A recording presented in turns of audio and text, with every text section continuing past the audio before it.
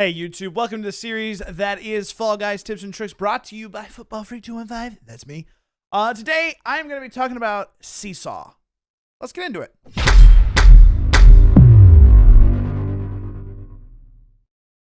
All right, guys. Well, this is Seesaw.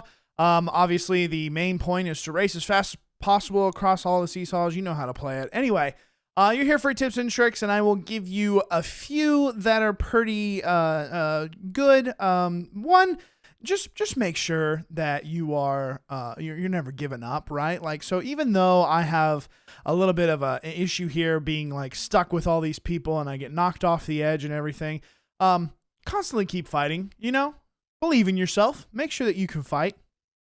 I show a pretty good little hit here, or a little technique that I like to use that I'll explain in a little bit. That little dive mechanic is super important for trying to stay alive on these, or keep moving forward. When looking at the different sections, there are definite ways to play and definite things that you can do that will improve upon your ability to stay alive, both on the platforms and give you a better time. There are a couple of indications or different scenarios that I will talk about that will give you an advantage or a height or a improvement upon your game that should probably help you. Both we'll go through a beginner outlook and in novice or an intermediate, and then also look at what a god tier type thing would be. So anyway, that is the first run. As you can see, I do qualify on this one, get 4th place after getting knocked off of that first section. We'll run back through it, and we'll talk about a few things on a few of the instances that I like to do, and then talk about what happens within each platform decision that I am making. So let's roll it back. Okay, so coming out of the gate right here, I'm in the back of the pack, which is always a rough go just to begin with on the beginning section here. You're going to have a lot of body bumping when you're in the back side. If you're in the front side, just run through, keep running pretty well. But when you look at these platforms, just to think about before I make this little jump dive technique expression, when you look at these platforms have these little white lines in the middle that are an indicator of where the middle of the platform is, right? That is your indicator, especially if you're a novice or a beginner. That is the indicator that you always want to get to. You want to run to that spot. You want to live in that spot without teeter-tottering, and then give opportunity for the next platform. So I'll get into a spot here in a while that'll give a better description of what I'm indicating. But just keep in mind that the white line in the middle of the platform is kind of your going off point if you're anywhere in a novice or an intermediate level of play here. I'm pretty sure if you're God tier, you're not going to need too much help on this. The only God tier really recommendation I can give is when you're in this situation that I'm in right here with the blue platform is sky high, super straight up. What you want to do is when you're jumping toward the platform, no matter what the height is on the platform, what you want to do is smash your face into the front of that. It helps you stand up, and then you get something that some people like to call sticky feet, quote unquote.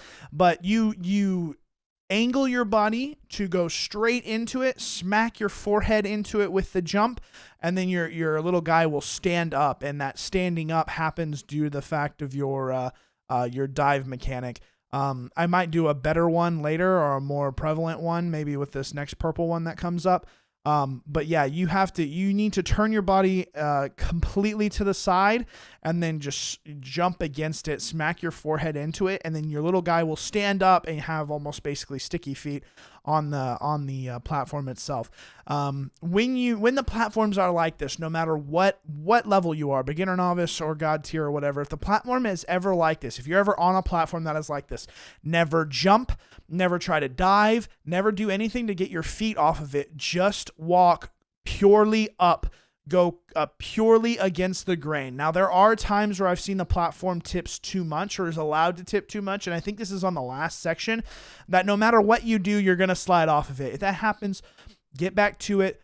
Avoid that side that has the very, very, very vertical platform. avoid that side and go the other side. But anyway, what I'm saying is, like, you should be able to walk directly up the platform, unless I think it's the last section. It will go too steep and it will knock you off. For my novice and beginners, when you're running through these things, you always want to try and get to the white lines. So on these platforms that are halfway across each other, better seen in this next section, when you look at these platforms compared to like the blue and yellow here, they are one half of a board away from each other, spaced out between each other. And so what I'm indicating here is that what you want to do is always be on that white line, and then jump to the next platform when it's available, when the platform actually comes down. If you keep swinging between, trying to lift the platform and then run to the other side and then try to get up, like that whole situation of just like, I'm going to lift the platform, then run up the platform to jump over into the tall part of the next platform, that's not going to happen. What you need to do, or what the safest thing to do, is wait for that platform to get down and level out to where the white line is, so that you have a nice, easy jump. Now, sometimes it could take 20 minutes for that to happen. And that's kind of just the luck of the draw type thing. But if you are a novice or a beginner, that's the easiest way to do it, is to wait in the middle. Don't try to run up the platform to get, more height, because the platform will start to teeter and probably push you down, which then you'll make a jump and you'll hit face first on the next platform and fall between the cracks. You don't want that to happen. So you wait for the end of the platform you want to jump to go down to the white line, which I don't know if I have like an actual instance of this happening here, which I don't think I do. Best would be that yellow to blue jump, kind of waiting for that blue, or the next one. Actually, there's a purple one that goes here. We're lucky enough that the four of us had some people jump on the back end of the blue so that we could run up it. But if you're in that instance by yourself, you want to wait for the purple platform to return back to the white line.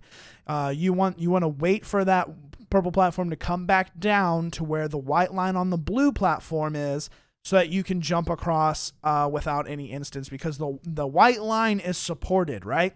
The white line is not going to go up or down. It just, teeters a little bit. But you don't have to worry about running into a platform or like hitting the side of a platform and falling through the cracks. And so that would be more or less my instance of a novice or beginner. You want to jump from the white line to the next platform and wait for the platform to line up with the white line. It gives you a cleaner jump. Moving on from that, as you can see, it just kind of run through, and I take the aspect of moving through the course. I mean, they're not too difficult to go. On the very last platform, the very last yellow platform, if there is a difference of level between like left and right, as far as, or let's say it's completely even or whatever. What you want to do is you want to start teetering left or right. I don't really care which way you go, but then once you start moving that way, revert and go completely the opposite direction. Basically, you're raising the platform a little bit to be able to get to the platform that you want to jump to, or the flat part that you want to jump to, which just makes it a little bit easier. So lift your own platform up and then move over. But you just go against the grain, right? So if it's like teetering left when you're jumping onto it, then you want to run to the right to jump on the platform on the right. If it's teetering right, then you want to jump to the left, and just run up the platform basically.